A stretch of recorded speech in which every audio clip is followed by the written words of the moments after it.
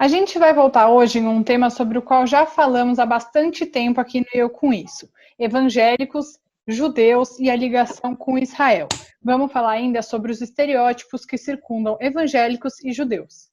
E vamos falar um pouco sobre esse momento de pandemia e como líderes religiosos podem ajudar. Como você já sabe, esse é o E Eu Com Isso, podcast do Instituto Brasil-Israel. Sou Amanda Hatzira, professora e pesquisadora de temas ligados à cultura judaica e sociedade israelense. E eu sou Anita Efraim, jornalista, e falo diretamente de Santiago, no Chile. Nosso convidado hoje é o pastor Henrique Vieira, que também é ator, escritor e poeta. Muito bem-vindo, Henrique, muito obrigada por aceitar participar com a gente. Eu que agradeço, obrigado pelo convite. A gente agradece bastante porque a gente imagina o quanto você tem sido requisitado nesse momento, né? Com Também. certeza. Isso aí, procurando, enfim, dar uma contribuição nesse momento a partir da fé, da espiritualidade. E, Sim. Henrique, você já conhece o IB, você sabe uma coisa que a gente sempre fala também, né, Amanda, é que o IB, ele existe, de certa maneira, para provar para as pessoas que os judeus não são todos pessoas conservadoras e que votaram no Bolsonaro. Tem pessoas que podem ouvir o nosso podcast que votaram, mas a gente quer mostrar que também tem as que não votaram, as pessoas que têm um viés mais progressista, por exemplo, mas tem sim esse estereótipo de judeu conservador. Queria saber como que é você ser, assim, da sua vivência, fazendo esse paralelo, como é ser um pastor evangélico progressista em meio a tantos estereótipos sobre o conservadorismo do seu grupo religioso? Pois é, existe um referencial evangélico hoje muito conservador. Esse referencial se expressa na grande mídia, nos grandes meios de comunicação, na política. São grupos que têm muito poder econômico, político e midiático, e são, de fato, grupos muito conservadores, que têm um projeto de poder e que acabam reverberando na sociedade a sua posição. Mas o campo evangélico é plural, o campo evangélico é heterogêneo, ele não se constitui como um bloco coeso, monolítico. Existe um conservadorismo, sim, na base evangélica. Esse conservadorismo é praticamente a média do conservadorismo que existe na sociedade brasileira como um todo. Talvez um pouco a mais, dependendo do tema abordado. Enfim, eu reconheço que existe um conservadorismo na base evangélica, eu reconheço que existe um conservadorismo em lideranças evangélicas que têm projeto de poder, mas meu trabalho também é demonstrar que esse é um campo plural, que existem experiências progressistas dentro do campo evangélico no passado e no presente, e, portanto, essa é uma das minhas tarefas, digamos assim, mostrar, dar visibilidade a essa diversidade que existe no campo evangélico. De fato, existem muitas leituras feitas de fora, leituras engessadas que não conseguem compreender isso. Inclusive, é importante lembrar que a base evangélica é majoritariamente popular, periférica, das favelas, feminina, negra, portanto, tem uma complexidade no campo evangélico no Brasil, e se essa complexidade não for lida, se ela não for bem interpretada, a gente acaba apenas reforçando um estereótipo que carrega preconceito e que inviabiliza o diálogo. Sim, a gente tem visto muitas bandeiras de Israel nessas manifestações públicas, né, de grupos evangélicos. Fala um pouco para a gente por que isso acontece e de que maneira o país é percebido por esses grupos. Pois é porque para nós cristãos a tradição judaica ela é originária da nossa fé. Não tem como falar em cristianismo senão em relação com o judaísmo. A nossa Bíblia, por exemplo, compõe aquilo que também é texto sagrado para os judeus. Portanto, a relação judaísmo e cristianismo é uma relação necessária, no sentido de que o próprio cristianismo tem nas suas referências textos sagrados também para os judeus. A questão, na verdade, é como esses grupos interpretam estes textos. Daí é uma interpretação, primeiro, que descontextualiza os textos bíblicos. Segundo, é uma interpretação literal. Descontextualiza o texto, tira o texto da sua história, do seu panorama cultural e pega o texto isoladamente. E esse tipo de leitura é muito perigoso. Então, é dentro dessa leitura descontextualizada, literalista, que a imagem de Israel é construída por esses setores. Uma Israel bíblica que, dentro dessa leitura, estimula uma perspectiva de domínio sobre outros povos, uma perspectiva de êxito sobre outros povos, uma perspectiva de enriquecimento material, uma perspectiva de eleição divina. Tudo, insisto, a partir de uma determinada leitura, que descontextualiza, que seleciona e que interpreta textos de forma isolada. Então, se monta uma perspectiva de povo escolhido, destinado ao sucesso e ao êxito, sucesso e êxito profundamente atravessados pela perspectiva material, leia-se riqueza, e além desse destino de riqueza material, um destino de controle sobre o conjunto da sociedade, de controle sobre outros povos. Então, Israel aparece dentro dessa leitura como um símbolo dessa vocação de controle, de domínio sobre o conjunto da sociedade e de riqueza material. É uma Israel imaginada, é uma Israel construída a partir desse olhar. É uma Israel forjada ou fabricada a partir dessa leitura, que eu considero uma leitura equivocada da tradição bíblica, porque descontextualiza o texto. Uhum. E, bom, Henrique, a gente sabe que sabe mais sobre Israel, que tem esse contato direto no podcast, a gente já falou sobre isso 1 milhão de vezes, que Israel é um lugar muito menos conservador do que o Brasil nos costumes, por exemplo. Em Israel, o aborto é permitido em mais situações do que no Brasil, tem uma parada gay bastante significativa, especialmente em Tel Aviv, que é chamada de cidade gay-friendly e coisas do tipo. Então, se dissocia muito nessa Israel imaginária, como você estava falando, dessa Israel que de fato existe com seus problemas e com seus aspectos positivos. Por que você acha que as pessoas, as pessoas que levam o livro, né, o Antigo Testamento, a Torá, dessa forma tão literal, não conseguem dissociar as duas coisas? É porque o pressuposto fundamentalista é o pressuposto da verdade absoluta.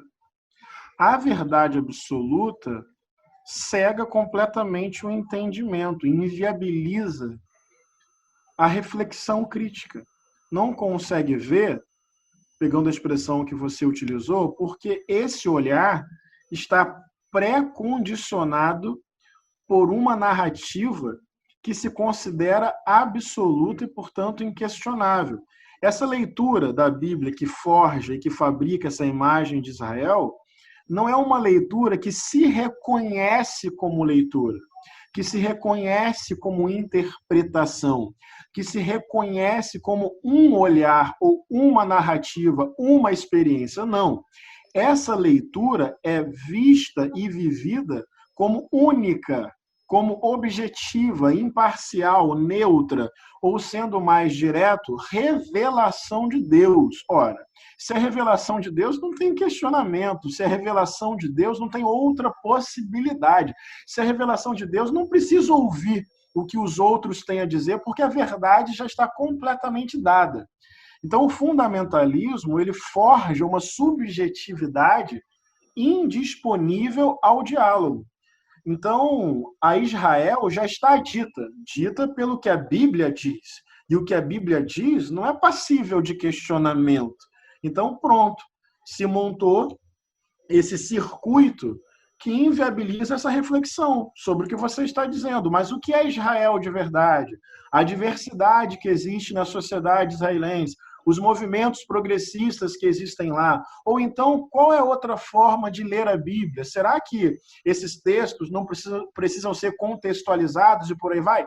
Essas perguntas não existem. Não existem porque o próprio pressuposto de leitura inviabiliza a possibilidade de fazer perguntas. Por que fazer perguntas se a resposta já está dada? De forma direta, definitiva, pelo próprio Deus. Repara o peso dessa afirmação. Pelo próprio Deus. Então, aquilo que vem contra não é só um pensamento diferente com o qual eu devo dialogar. Aquilo que vem contra ganha o status de heresia, de rebeldia, de insubmissão à vontade de Deus. Então, é algo muito complexo. O pressuposto disso está nessa leitura que não se reconhece como uma interpretação, mas como vontade de Deus manifesta no texto sagrado. Ponto final. Então, acho que é por isso que não se consegue ver. Porque o pressuposto impossibilita a visão daquilo que é diferente. Sim. A gente está falando sobre as percepções de Israel, né, entre os evangélicos, mas você, Henrique, é um pastor também conhecido por ser um pastor progressista, né? Você também circula muito entre os grupos de esquerda. Como que você avalia que Israel é percebido ali também? Existe, né, também nos grupos de esquerda, mais progressistas, um imaginário sobre Israel? Também existe. Também não é...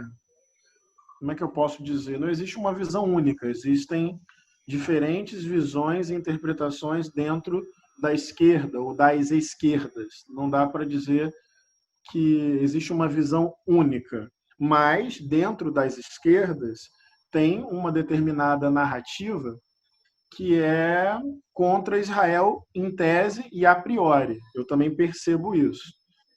Eu acho que, em certo sentido, existe a crítica ao significado histórico do Estado de Israel, especialmente considerando o povo palestino. Eu acho que tem muito a se discutir sobre isso, até sobre a razoabilidade dessa crítica, mas eu acho que existe uma confusão entre aquilo que historicamente vem significando o Estado de Israel para o povo palestino, com a diversidade que existe na sociedade civil israelense. Eu tive lá, por exemplo, esse ano, e eu vi que tem movimento negro, tem movimento feminista, tem movimento LGBT, tem diversos setores da própria sociedade que criticam o próprio Estado de Israel na sua relação com os palestinos, que criticam a lógica da ocupação permanente sobre territórios palestinos. Eu vi que tem setores dentro da sociedade de Israel que defendem a existência do Estado palestino, 2 estados para 2 povos. Então, eu acho que existe uma visão dentro da esquerda que, a partir de um pressuposto pertinente, de uma crítica que me parece razoável e correta, chega a uma conclusão completamente equivocada. É meio curioso esse processo. Mas você parte de uma crítica que tem razoabilidade, mas depois você fecha o olhar para a diversidade que existe dentro de Israel e acaba concluindo algo que, na minha opinião, é precipitado e equivocado. Mas, sim, existe esse tipo de leitura dentro das esquerdas. Não acho que seja uma leitura hegemônica, nem total, mas sem dúvida existe. E como você falou, Henrique, você esteve em Israel esse ano, e a gente queria também saber qual foi a sua percepção em relação ao país, e se em certa medida você também quebrou uma imagem que você tinha de Israel, seja qual fosse talvez a Israel imaginária que você tinha, ou se também não tinha e pôde se surpreender com esses aspectos que você conheceu na viagem junto com o IB.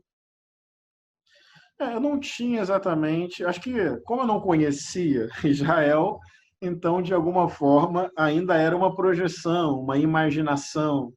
O encontro sempre faz a diferença, a convivência sempre faz a diferença, sempre melhora e aprofunda o olhar e o entendimento.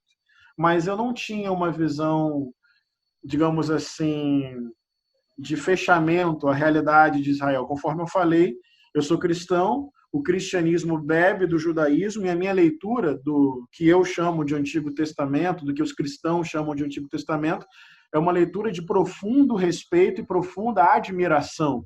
Então, eu já via na Bíblia toda uma ética de justiça social, de cuidado com a terra, de defesa dos oprimidos, o Deus que se revela para chamar os oprimidos à sua liberdade, o Deus que chama para essa dimensão comunitária, essa dimensão de povo, essa dimensão de acolhimento, essa dimensão que apela para o senso profundo de justiça, que denuncia o acúmulo de riqueza, que celebra a natureza. Então, eu já tinha uma visão de Israel a partir da minha leitura bíblica, Israel bíblica, que eu estou me referindo inicialmente. Uma visão de apreço, de admiração, de reconhecimento, faz parte da minha experiência de Deus, a leitura da Torá, evidentemente a partir da interpretação cristã. Então eu tinha esse ponto de comunhão, esse ponto de admiração. Agora, como militante de direitos humanos, vinha o outro lado da história. Eu vejo com crítica a política de ocupação que o Estado de Israel opera no território palestino e via ali uma relação de muita desigualdade. Eu não acho que seja um conflito no sentido de termos duas forças equivalentes ou quase equivalentes disputando. Eu não vi e não continuo vendo desse jeito. Eu acho que é desproporcional, é desigual e opera muita opressão contra o povo palestino. Mas o que para mim foi muito precioso, foi riquíssimo, é ver que parte da sociedade israelense entende exatamente dessa forma. Critica essa lógica de ocupação, defende a causa palestina nesse sentido de existência do povo palestino, de dois estados para dois povos, e um redimensionamento ali territorial. Então, o que para mim foi muito importante foi ver que a sociedade israelense é plural, é diversa, é legítima, e que tem conflitos e que tem questões. E conforme eu falei, eu sou negro, então ver ali movimento negro, panteras negras, eu achei isso admirável, eu achei isso fascinante, eu achei isso... acho que é isso que determinados setores da esquerda deveriam passar a entender, que é uma sociedade legítima, que quer se organizar e que tem pontos de conflito como toda e qualquer sociedade. Isso, para mim, foi absolutamente rico nesse processo, entendeu? Legal. E Henrique, no começo você falou, né, um pouco sobre como alguns grupos evangélicos, em geral, os conservadores, têm um poder midiático. E a gente tem passado por essa pandemia agora. Eu acho que isso evidenciou, assim, para alguns setores da esquerda, o quanto a gente talvez deveria ter se apropriado mais dessas ferramentas que estão sendo tão importantes hoje para a comunicação, né, com as pessoas. Você, como um pastor progressista, assim, teve essa percepção também, né? A gente viu, né, as fake news, né, que tiveram uma influência, um peso tão grande, né, nas últimas eleições. Elas mostraram também bastante isso, né? Quanto a esquerda e o campo mais progressista, assim, até pensando também em religião, nas religiões também, o quanto a gente era um pouco reticente, ou até um pouco resistente a se apropriar dessas ferramentas. Como que tem sido a sua experiência nesse momento? Você fala das ferramentas... tecnológicas, redes sociais, esses recursos. A impressão que eu tenho é que o campo de esquerda, o campo progressista, vou colocar dessa forma, ele perde de goleada do campo conservador, do campo da direita, hoje até mesmo da extrema direita no Brasil e no mundo, no que diz respeito ao uso dessas ferramentas. Acho que nós chegamos atrasado, acho que nós somos ainda muito amadores. Eu acho que tem duas questões, assim. Eu acho que, primeiro, valorizar esse campo como um campo de disputa de rumos na sociedade. Acho que isso está colocado pelo avanço dos meios de comunicação, da tecnologia, das redes sociais, é um espaço de disputa. Eu acho que não substitui a rua, não substitui o encontro, que é da nossa tradição, a gente acredita nisso, né? No encontro, na conversa, mas está colocado, está dado, já não tem retorno, tem positividades nisso também, e eu acho que a gente demorou a entender e a gente não tem ainda as melhores estratégias para usar. Isso está colocado. Isso dá para resolver. A gente estudando melhor as redes, entendendo as melhores formas de agir, de colocar nossas ideias, de criar interatividade, de promover diálogo, de gerar conversa, de produzir informação, de combater fake news, de conversar com as pessoas, de abrir espaço para que as pessoas falem. Então, acho que tem como usar as redes de maneira democrática, ampla, plural, diversa, propositiva, com visão de mundo, com projeto de sociedade, conversando com as pessoas e por aí vai. E para isso, acho que tem que ter profissionalismo, estudo, pesquisa, planejamento. Agora, tem uma outra coisa também que eu acho que cabe colocar, que é a seguinte: o lado... Não gosto de usar a expressão lado de lá, porque eu acho que, de alguma forma, essa é uma expressão simplória. Uhum. Mas tem determinados setores que proliferam o ódio, a intolerância, e que são desonestos, né? Tem essa discussão também, que é o uso... bastante. Pois é, e aí nós não vamos fazer nunca, porque é uma questão de princípio. Então, o que nos cabe é profissionalizar a nossa caminhada. Mas eu acho que tem que ter mecanismos de... Como é que eu posso dizer? Combater o uso absolutamente inescrupuloso, desonesto e criminoso das redes sociais. A gente está falando de fake news, de difamação, de robôs.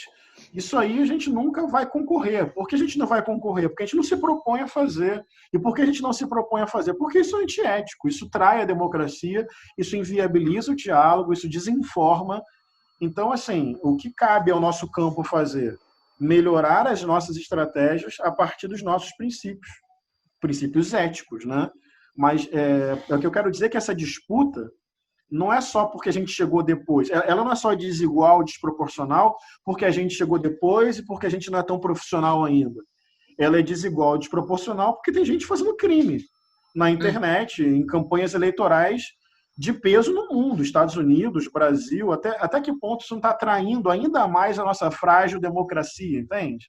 Uhum. E aí não dá para disputar nesse nível, porque essa disputa a gente não quer fazer. A gente não quer fazer porque vai contra os nossos princípios, entendeu? Claro. A gente ainda vai entrar no assunto da pandemia, mas eu preciso muito perguntar uma coisa. Eu queria saber a sua opinião como uma pessoa que está fora da comunidade judaica, mas que ao mesmo tempo tem um conhecimento sobre tudo isso. Eu queria saber a sua percepção. A gente já debateu algumas vezes e vai seguir debatendo, porque isso é muito recorrente, que quando um judeu ganha um cargo de destaque, falando agora sobre o governo Bolsonaro propriamente, há um destaque muito grande para o fato de ser judeu. Isso aconteceu com o Fábio Weingarten, e isso aconteceu erroneamente com o novo ministro da Saúde, Nelson Teich, que estavam falando por aí que ele era judeu. Ele não é judeu, até onde eu sei, ou pelo menos todas as pessoas para quem eu perguntei, pessoas influentes na comunidade judaica do Rio de Janeiro, na comunidade judaica de São Paulo, ele foi colocado como uma pessoa influente na comunidade judaica de São Paulo, como se isso fizesse alguma diferença, uma comunidade que tem, chutando alto, 60 mil pessoas. Eu queria saber, na sua percepção, por que a mídia e a sociedade colocam esse tipo de informação como algo relevante. Por que os judeus eles são tão estigmatizados por serem amigos do Bolsonaro, sendo que se tiver 120 mil judeus no Brasil é muito, isso dá uma porcentagem ínfima de eleitores. Por que você acha que isso ganha relevância no cenário político? Na minha opinião, isso tem um pressuposto racista. Eu acho que o pressuposto racista explica. Eu vou dar um exemplo. Pode parecer meio curioso, mas eu acho que ele é didático. Eu lembro que na última Copa do Mundo, quando o Brasil, a seleção brasileira de futebol, Copa do Mundo de futebol, quando o Brasil foi eliminado para a Bélgica, o primeiro gol foi um gol contra, salvo engano, do jogador Fernandinho. Foi dele mesmo. O Fernandinho é negro.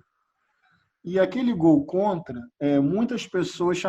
e aí surgiu na internet muita gente xingando o Fernandinho. E, curiosamente, o xingamento, a crítica, vinha atravessada pela definição dele como negro. Uhum. Entende? Daí eu fiquei me perguntando, se um jogador branco tivesse feito o gol contra, entende? Será que a narrativa seria aquele branco, entendeu o que eu quero dizer? Ou seja, a ênfase no aspecto racial, nesse caso, era uma ênfase que revelava o racismo. Me fiz entender? Sim. Não era o jogador, não existe essa, o jogador branco fez aquilo. Ninguém chama a atenção desse aspecto na crítica quando o referencial é hegemônico, quando o referencial é o do topo da hierarquia. Outro exemplo, eu durante muito tempo dei aula de história, agora estou há algum tempo fora da sala de aula. E daí eu lembro de um aluno, e foi muito interessante o processo desse aluno, porque ele foi desconstruindo vários preconceitos que ele tinha, justamente a partir do diálogo, da convivência, da troca, da educação. E no início, assim, quando ele tinha vários preconceitos, uma vez ele falou assim na sala de aula, no bate-papo, porque aquele grupo de gays ficou fazendo arruaça lá no meu prédio. E eu fiquei olhando, ouvindo, e eu fiz a seguinte questão para ele. Se fosse, vamos dizer que você tenha ficado incomodado com a arruaça lá na portaria do seu prédio, barulheira, não sei o quê. Se fossem héteros, você diria assim para mim, aquele grupo de héteros lá na portaria, ou seja, de novo, a questão do gênero e da orientação sexual foi trazida à tona, na verdade, revelando um preconceito. Então, dei 2 exemplos diferentes para tentar responder a sua pergunta. Acho que nesse caso específico, se destaca a questão do judeu, mesmo quando sequer tem procedência, nesse caso, o pano de fundo me parece de preconceito. Me parece de querer pegar o erro do indivíduo, se é que existe um erro, ou o histórico nebuloso de um indivíduo, e dizer o seguinte, olha, esse erro ou esse histórico nebuloso é porque é judeu. Ninguém falou que o ministro demitido, por exemplo, era cristão, ou não, seja lá o que ele fosse. É isso. O jogador que fez o gol contra era negro. O grupo que fez a arruaça era LGBT, entendeu? Ou seja, você, para elaborar a crítica, no limite, fundamenta a sua crítica chamando atenção para essa característica fundamental do outro. No fundo, nesse caso, me parece preconceito mesmo. Tá, Os exemplos que eu dei fizeram sentido? Ou sim, totalmente. Total. Bastante. Mas voltando, né, para a questão da pandemia, Henrique, como que você tem entendido o seu papel como líder religioso nesses tempos? Eu acho que é consolo e esperança. Usar textos, produção audiovisual para produzir um conteúdo a partir da minha fé em Jesus de consolo e esperança, fora participação e incentivo a campanhas efetivas e objetivas de solidariedade, né? Para ajudar e socorrer aquelas pessoas que estão numa situação limite. E quando eu falo consolo e quando eu falo esperança, não é no sentido do escapismo, da ilusão ou fantasiando a realidade, não se trata disso.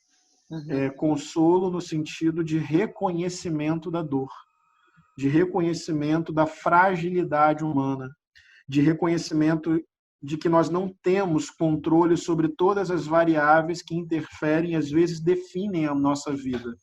Então não é consolo naquele sentido ilusório, vai dar tudo certo, tá tudo bem, vamos vencer, não tem nada acontecendo. Isso não é consolo, isso é alienação. Quando eu falo consolo, é justamente produzir um conteúdo que reconhece com integridade o desamparo próprio da experiência humana. Como diz aquela música do Toquinho, às vezes eu fico pensando na vida e, sinceramente, não vejo saída, como é, por exemplo, que dá para entender, a gente mal nasce e começa a morrer. Portanto, tem uma dimensão da vida que é profundamente atravessada pelo desamparo, pela fragilidade, pela finitude. Viver, em certo sentido, é morrer. Há um sofrimento intrínseco à experiência humana. E o reconhecimento disso não é para gerar desespero, apatia, imobilidade. Pelo contrário, eu acho que a gente reconhecendo que não tem controle efetivo sobre tudo na vida, a gente se abre para experimentar a vida com mais espontaneidade, com mais leveza, com mais gratidão, com mais profundidade. Então, quando eu falo consolo, não é anestesia, mas é justamente reconhecer a dor como solo sagrado. E que dessa dor nós podemos construir sentido, fazer generosidade, gerar comunhão, cultivar jardins em meio aos desertos da vida. E quando eu falo esperança, também não é no sentido ilusório, não é no sentido mágico, milagreiro. É a esperança que se constrói na comunhão, que se constrói na solidariedade, que se constrói em ação. Eu gosto quando Paulo Freire fala que esperança não vem do verbo esperar, que pressupõe certa apatia, mas vem do verbo esperançar, que pressupõe movimento.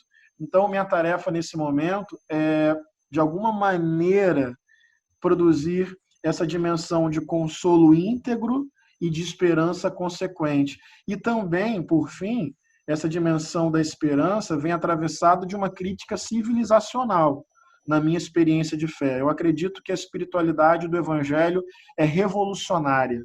Revolucionária no sentido mais amplo, que sequer dá para categorizar política ou ideologicamente, mas é aquela revolução permanente, aquela sede insaciável de vida plena, de vida abundante para todas as pessoas. Por que estou dizendo isso? Porque, para além da pandemia, eu acho que existe uma crise civilizacional colocada num mundo que coloca o lucro acima da dignidade humana, que coloca o tempo do mercado acima do tempo da natureza, que coisifica a natureza e as próprias pessoas. Um mundo que tem fome, subnutrição, racismo, xenofobia, machismo. Esse mundo, independente da pandemia, se não passar por alterações profundas, permanecerá doente, permanecerá genocida e ecocida, pró-morte e antivida. Então, parte da minha tarefa também é anunciar a necessidade de reinvenção da própria humanidade. Em termos econômicos, políticos, civilizatórios, a gente precisa decidir eticamente por um outro modelo de existência, porque esse modelo colocado ele é insustentável. Ele traz a morte como consequência desejável desse modelo. Então, é consolo, é esperança e anunciação de novos rumos de humanidade. E para concluir esse raciocínio, desculpa pelo tempo, eu não faço isso como guru, viu?